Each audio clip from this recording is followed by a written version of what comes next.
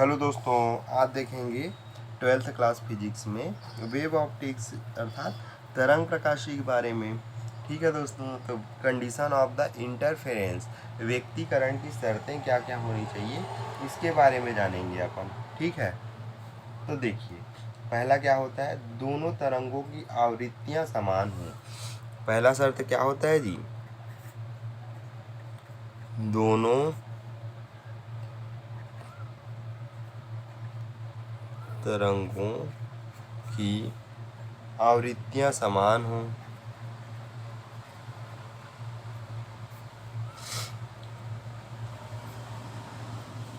दोनों तरंगों की आवृत्तियां समान हों,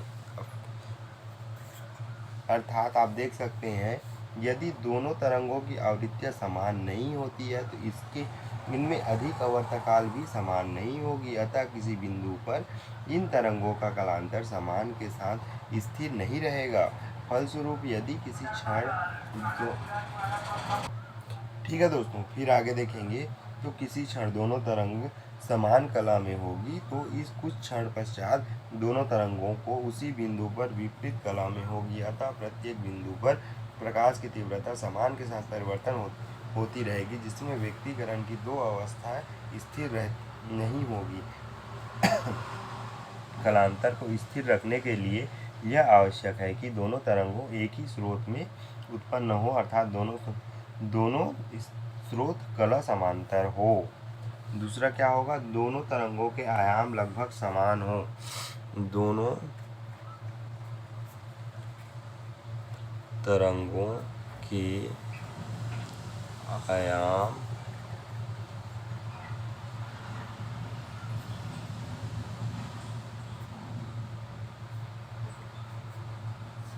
समान हो।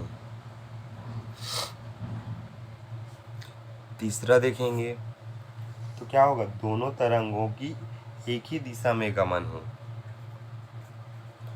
दोनों तरंगों एक ही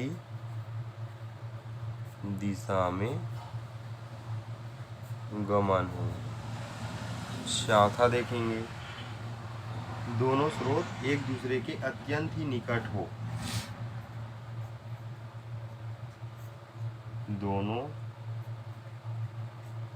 स्रोतों एक दूसरे के अत्यंत ही निकट हो।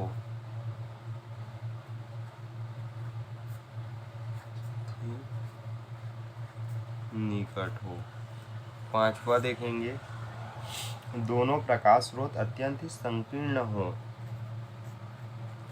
दोनों ही प्रकाश स्रोत अत्यंत ही निकट हो, अत्यंत ही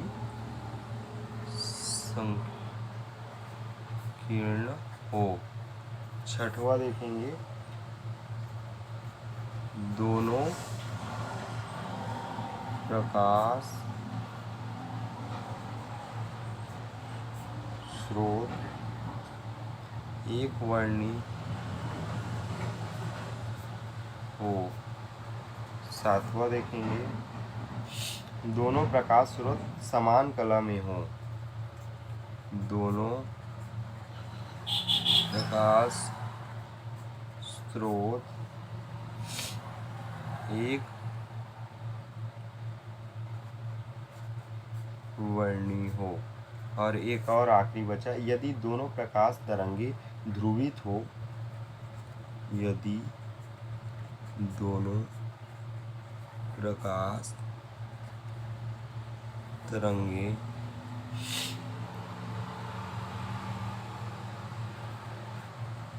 ध्रुवित हो तो उनकी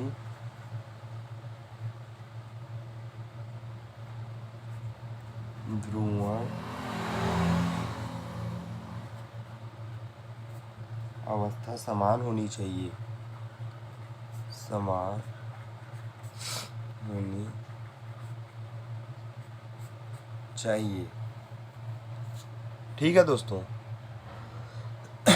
अब बारी बारी से एकक को समझते हैं। इतना अपना आर्ट होता है। दोनों तरंगों की आवृत्ति समान हो। अब देखिए, ऐसे अगर दो तरंगें आ रही है इस तरीके से, तो दोनों तरंगों की आवृत्तियाँ जो ऐसे करके आवृत्तियाँ जो बनेगी ऐसे, ये क्या हो, समान हो। दोनों तरंगों का आयाम सयाम हो।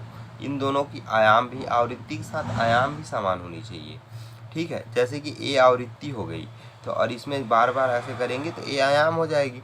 दोनों तरंगों की दिशा एक ही दिशा में गमन हो। अब मान लीजिए ए एक ही दिशा में अगर गमन कर रही है, अब मान लीजिए ए इधर कर रही है, ए इधर कर रही है, तो क्या इनमें जुड़ना पॉसिबल है? नहीं है ना। व्यक्तिकरण क्या बोलता है, दोनों तरंगों को एक साथ जोड़ेंगे तब जाके एक नई प्रकाश बनेगी। और ये अगर 10 किलोमीटर पर आवर से चल रही है, ये भी 10 किलोमीटर पर आवर से चल रही है, तो ये अपना क्या हो जाएगी, 20 किलोमीटर पर आवर से चलेगी। ये चीज़ हो गया। अब चौथा क्या बोल रहा है, दोनों स्रोतों को एक ही दिशा के अत्यंत ही निकट होनी चाहिए। अब दोनों एक ही दिशा में अत्यंत निकट होंगे, अगर नहीं होंगे तो क्या होगा जी, अलग अलग होंगे, व्यक्तिकरण की घटना नहीं होगी प्रकाश में। ठीक है। अब फिर अगला क्या बोल रहा है, दोनों की प्रकाश स्रोत अत्यंत ही संकीर्ण हो। अब मान लीजिए यहाँ से कोई प्रकाश ऐसे आया, अब यहाँ से भी आ रहा है, तो ये आगे जाके ऐसे मिलना चाहिए। संकीर्ण मतलब छोटी जगहों पे मिलनी चाहिए, तब जाके इसकी प्रकाश की तीव्रता भी बढ़ेगी। ठीक है। अब अगला क्या बोल रहा है, दोनों प्रकाश स्रोत एक वर्णीय हो। दोनों प्रकाश स्रोत क्या होनी चाहिए, एक वर्णीय होनी चाहिए बोल रहा है। ठीक है। फिर अगला क्या बोल रहा है, दोनों प्रकाश स्रोत एक वर्णीय हो। ठीक है। फिर अगला देखिए, यदि दोनों प्रकाश तरंगे ध्रुवित हो और उनकी ध्रुवण अवस्था समान होनी चाहिए। मतलब इसमें जो प्रकाश तरंगे हैं उनकी ध्रुवण भी हो और ध्रुवण की अवस्था में समान होनी चाहिए। ठीक है दोस्तों। तो ठीक है दोस्तों, आज के लिए बस इतना ही दोस्तों। फिर मिलते हैं हमारे नए क्लास में, जिसमें कुछ नया देखेंगे दोस्तों।